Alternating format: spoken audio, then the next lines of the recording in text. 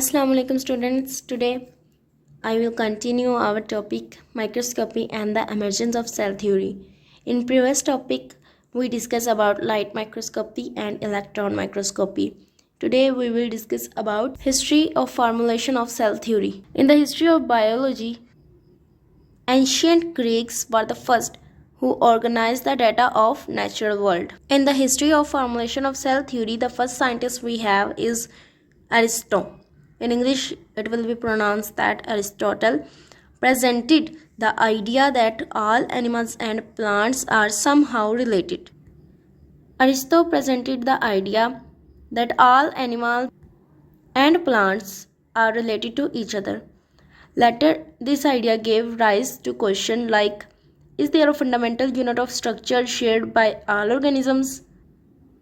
But before microscopes were first used in 17th century, no one knew that with certainty that living organisms do share as a fundamental unit. For example, cell. Cells were first described by a British scientist, Robert Hooke, in 1665.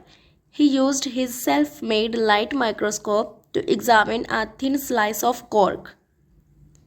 Robert Hooke ने 1665 में जो कि एक British scientist थे, first cell को describe किया था. इन्होंने अपना self made light microscope use किया था. Hooke observed a honeycomb of tiny empty compartments. He called the compartments in cork as cellulae. His term has come to us as cells. The first living cells were observed a few years later by Dutch naturalist Antony van Leeuwenhoek.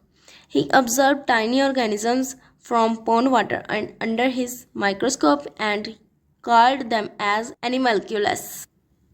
For another century and a half, the general importance of cells was not appreciated by biologists.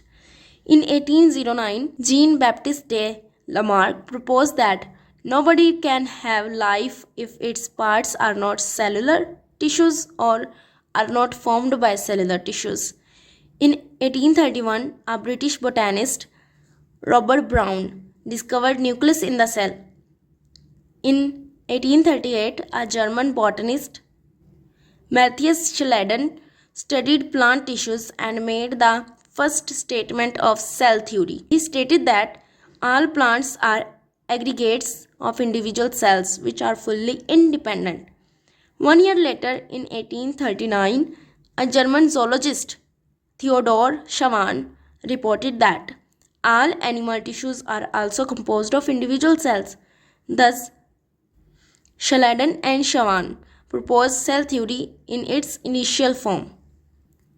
Next is in 1855, Rudolf Virchow, a German physician, proposed an important extension of cell theory. He proposed that all living cells arise from pre-existing cells, omnicellula. In 1862, Louis Pasteur provided experimental proof of this idea. Cell theory is regarded as one of the most fundamental knowledge in biology. It has wide-ranging effects in all fields of research. After the initial presentation of cell theory by Schleiden and Schwann, many details of cell were studied and cell theory was extended. Cell theory in its modern form includes the following principles. There are 3 of them. First one is all organisms are composed of one or more cells. Second one, cells are the smallest living things, the basic unit of organization of all organisms. Third one is cells arise only by division in previously existing cells.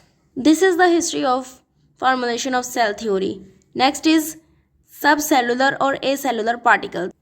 According to the first principle of the cell theory, all organisms are composed of one or more cells. Some organisms like viruses, prions and virions are not composed of cells. Rather, they are subcellular or acellular particles. They do not run any metabolism inside them. They show some characteristic of living organism. For example, they can increase in number and can transmit their characteristic to the next generation. We know that such acellular particles are not classified in any of the 5 kingdoms of organisms.